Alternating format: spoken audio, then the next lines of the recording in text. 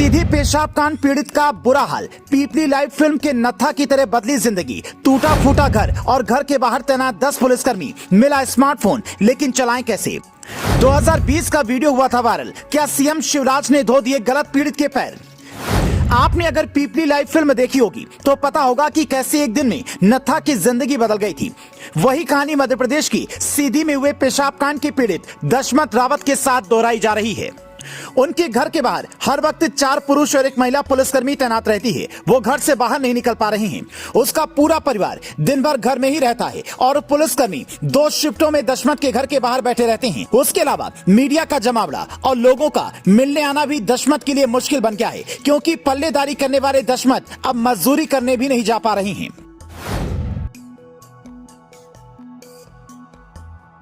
खुद दशमत ने बताया कि उस समय वो शराब के नशे में था और उसे सही से याद भी नहीं कि पेशाब किसने की थी। सोचिए, दशमत ने तब से कोई शिकायत नहीं की थी, लेकिन सोशल मीडिया पर वीडियो वायरल हो गया और कहानी पलट गई।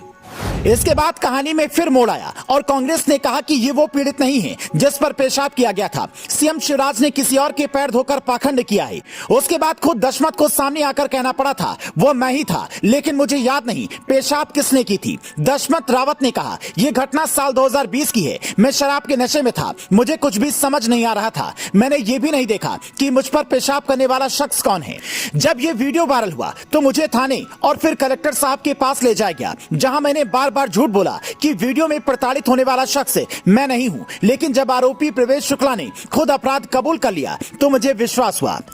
अब दशमत की हालत यह है कि जब से ये कांड सामने आया है वो घर से बाहर नहीं निकल पाया है। उसका कहना है कि अभी करीब 1 महीने घर से बाहर नहीं जाऊंगा क्योंकि माहौल ठीक नहीं है। हालांकि दशमत ने खुद पर पेशाब करने वाले प्रवेश शुक्ला को माफ कर दिया था और उसे छोड़ने की अपील की थी, लेकिन इस मामले पर राजनीति इतनी हो गई कि पुलिस इस तरह का कोई कदम नहीं उठाएगी।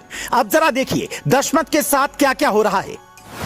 उसके घर के बाहर हमेशा पुलिस बैठी रहती है। दशमत और उसके परिवार वाले घर से बाहर नहीं निकल पा रहे हैं। जिलाधिकारी ने दशमत को एक स्मार्टफोन दिलाया है जो दशमत से चल नहीं रहा है। सरकार से जो मदद का चेक मिला है उसे दशमत अभी बैंक में नहीं लगा पाए हैं। प्रशासन ने ही उसके लिए राशन का इंतजाम कराया है, क्योंकि दशमत मजदूरी के लिए नहीं जा पा रहा है। दिन भर उसके घर पर मीडिया का जमावड़ा रहता है। जो वक्त बचता है उसमें राजनीतिक लोग आते रहते हैं।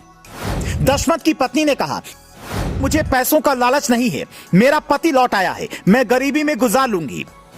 लेकिन जिस आदिवासी की बस्ती में दशमत का घर है वहां बुनियादी सुविधाओं की भी कमी है। गांव तक पहुंचने के लिए केवल पगडंडी का सहारा है। इसलिए पीड़ित परिवार के घर के सामने एक हैंडपंप की मांग है ताकि बस्ती के लोगों को पीने का साफ पानी मिल सके।